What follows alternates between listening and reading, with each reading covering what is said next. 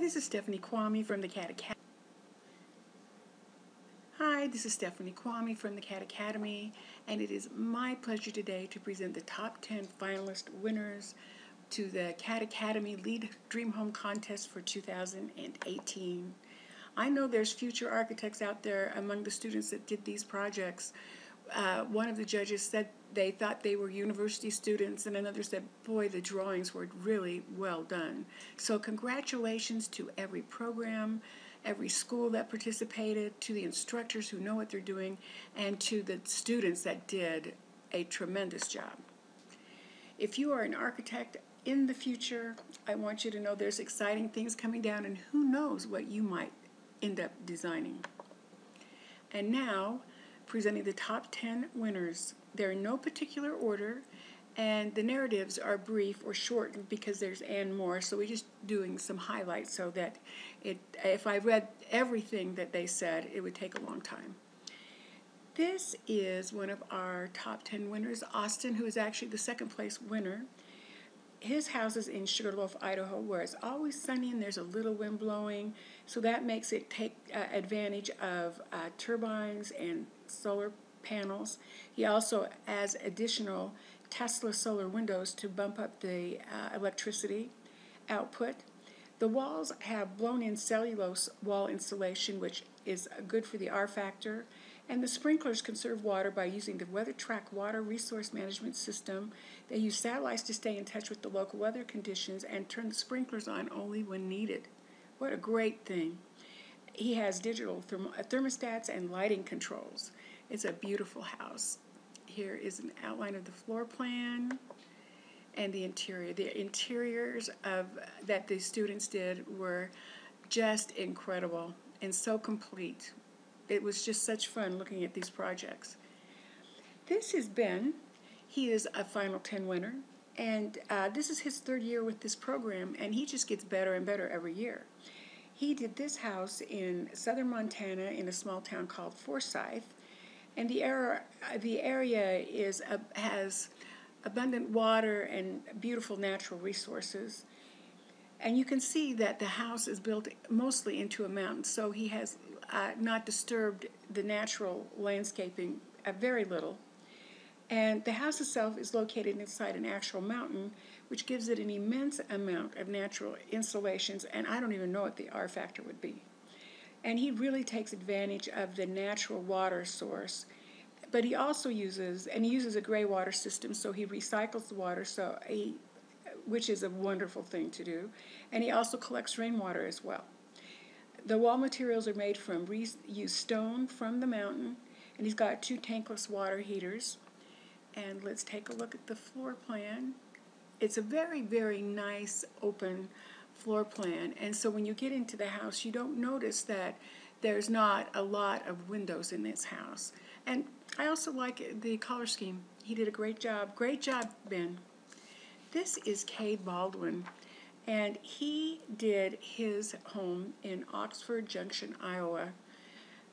He uses the geothermal wells, and they heat the house and the water.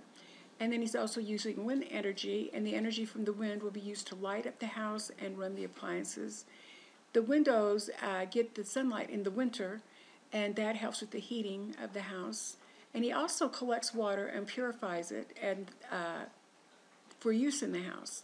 He said the ARCHICAD software made this daunting process of designing a house as easy as writing an essay. You must be a smart gentleman, CADE. This is the outline of the floor plan. It's a very nice floor plan. And I love the kitchen, very spacious, and you can see a little bit of the back of the house there too as well. Congratulations. This is Connor, and Connor's house is on the beach of Hawaii. It wasn't flat, so he put his house on stilts.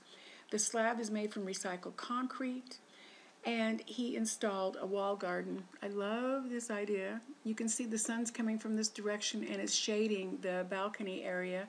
We use landscape for helping keep things cooler down here in Arizona as well. So I think that's great.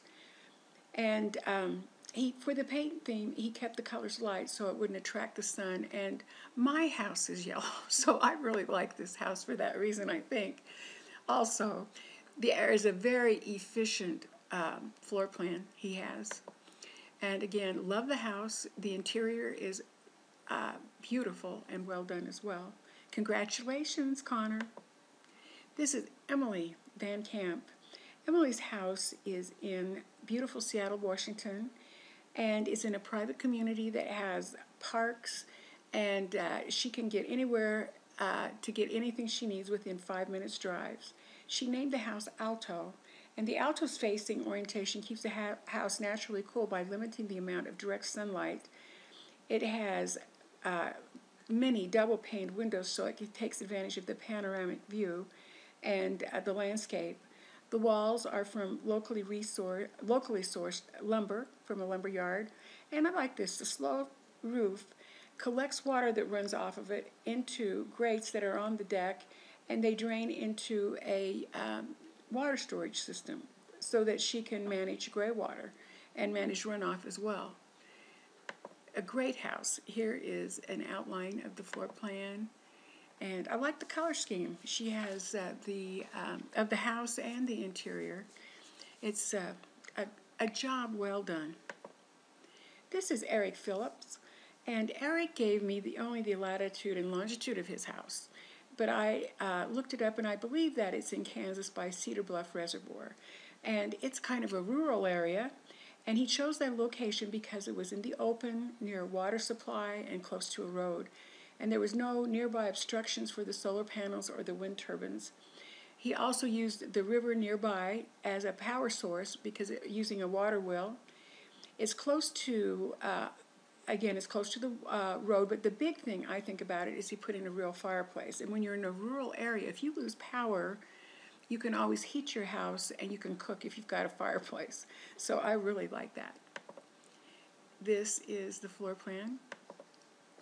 And he had a thematic interior design that was tropical in nature to me, and it was really well done, like an interior decorator type. It was a beautiful job. This is Joey, who was our first place winner, and his house is in California because of the sun, so he can use up the solar potential. The building faces west, so the windows are situated so the sunlight can naturally heat the house. He has solar and turbine mills to collect energy. He has open access in the front, or open space in the front of his house because it's placed on a beach. He used the nearby rock for the lower level, and then he sourced lumber from a local source for the upper level. It has all native plants, and the grass is actually native as well. He has gray water collectors and uses low water fixtures in the house. And he has an insulation factor of R23. And I like this. The windows are set up for drafts, and there are fans that push old air out and new air into the house. And my walls are made of rastra, and it's a very airtight house. And so sometimes I just actually open up the windows or the doors and let the new air in. So I don't have a system do it like Joey designed into his. This is the back of the house. This is one of the floor plans, and this is interior shot. But really terrific job, Joey. Congratulations. This is Nathan. And Nathan is into minimalism, and that's actually green and sustainable design. One of the factors is to save on resources. And he made the design open so it would have the luxury and feel of a larger home. He reused water carefully because this is in Utah, and they get most of their water from snowmelt. And so he was careful to use filters and careful separation of gray and black water. And he has filters underneath the house that help him with filtering the water and recycling the water for water use. He uses a biomass boiler, natural heating resource that's environmentally clean. He took the garage away, put the garage away from the house because it would take away from the heat, because garages are generally not heated or cooled. He uses smart solar panels that with battery backup, and he chose geodesic dome shape because it allows him to keep the house to the smallest possible area, yet keep the home running efficiently. And here's some interior shots with, I like the architectural detail. It's a great job, great job. Now this is a big house. This is one done by SAKAN. It's in Novigrad, Croatia, and there's a lot of water and forest areas there. He put a garden on the second floor that's capable of growing native plants, and he collects the water from the roof runoff and recycles it into a 50-gallon hay needle rainwater collector. The foundation is made from recycled tires, and the walls are made of limestone that occurs in this area naturally. He insulated with a wool, which adds a value of 12 onto the already high value R factor of the walls. He uses Energy Star natural gas water heater, and he used room-by-room controls, and with the house of this size, that really helps with energy as well. And the floor is built over kinetic pavers, and this allows for energy to come from walking. Just walking the floors can produce energy, and he also uses Tesla solar shingles. This house is beautiful on the interior and the exterior as well. It's just one really well done home. And I can see myself on the patio looking out over the water, and you can see it has an open design as well. Beautiful job. This is Seth SCHWANTZ, and he is our third place winner. His house is located in the north part of Seattle, Washington. He has rainwater storage units so he can regulate the water usage inside and help cool and heat the house with the water. He has a tankless water heater, which helps a lot. He has a green wall as well that adds R factor to the house, which is always a good thing. The roof is out of recycled metal. He has double pane windows, gray water systems, tankless water heaters, and we'll just say, and much more.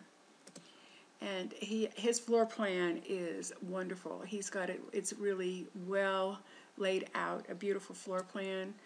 And the interior shots, it's a comfortable, wonderful house to live in. So congratulations to all of our top 10 winners, but everyone who participated is a winner. I want to reiterate that.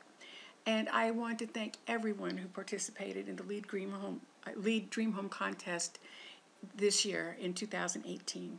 Thanks for listening.